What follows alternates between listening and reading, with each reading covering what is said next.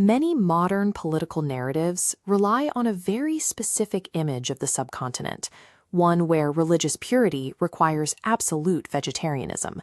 But national data contradicts that image. This pie chart shows Pew Research Center findings, revealing 56% of Hindus in India are non-vegetarian. Looking at communities, it's even higher. The anthropological survey found roughly 88% of Indian communities are meat-eating. If the vast majority of the population actually eats meat, how did the strictly vegetarian Hindu become the dominant cultural stereotype? The distance between this public rhetoric and the private dinner table is the result of a divide that began forming over 2,000 years ago. To find the origin of these rules, we have to look back at the ancient texts, from the major epics to early legal codes. Texts like the Manusmriti didn't focus on a total ban, but on ritual protocol.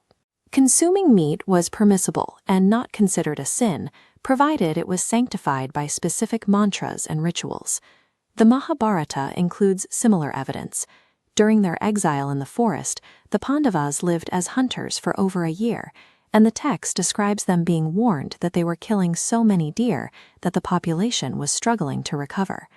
Even Swami Vivekananda pointed out that these ancient epics show Rama and Krishna consuming meat and wine as a normal part of their lives. The Valmiki Ramayana is even more specific, describing Rama hunting wild boar, antelope, and deer. In the Ayodhya Kand, Sita is even shown offering meat and wine to the goddess Ganga.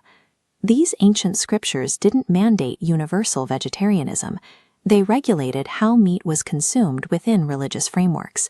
The shift toward meat being seen as impure began around the 5th century BC, when the traditional social order was challenged by new philosophical movements.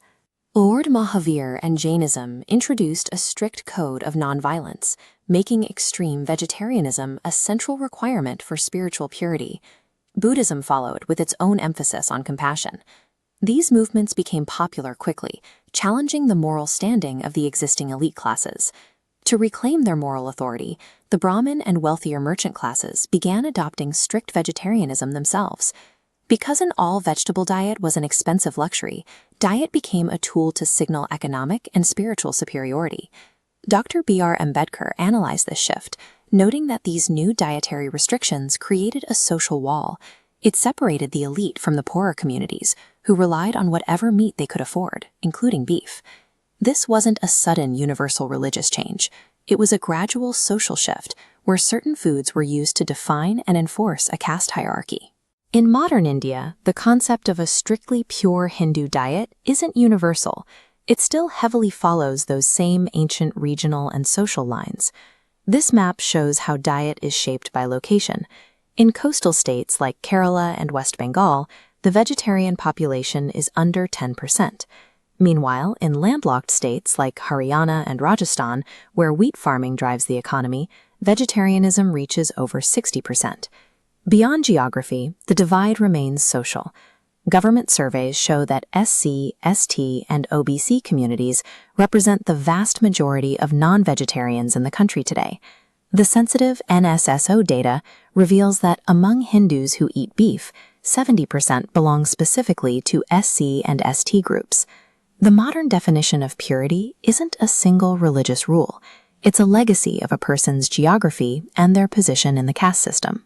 Political strategies in the Hindi belt often use this demographic data to polarize voters, portraying meat eating as a violation of faith to appeal to specific upper caste groups. However, in states like Kerala or the Northeast, those same political parties change their strategy. There, candidates have been seen to openly promise high-quality beef and stable meat prices to win elections. In these regions, meat isn't treated as a religious crisis. It is treated as daily commerce and a basic part of the local diet. When dietary rules are strictly enforced in one region, but abandoned in others for votes, it suggests these protests are less about a defense of ancient faith and more about a calculated political strategy. There are genuine ethical and environmental reasons to choose a vegetarian diet today. It reduces animal cruelty and lowers climate impact. But choosing to avoid meat as a matter of personal conscience is very different from using that choice as a tool to claim moral superiority over others. Hinduism's history is defined by diversity. Trying to enforce a single dietary stereotype erases the reality of a multi-layered civilization.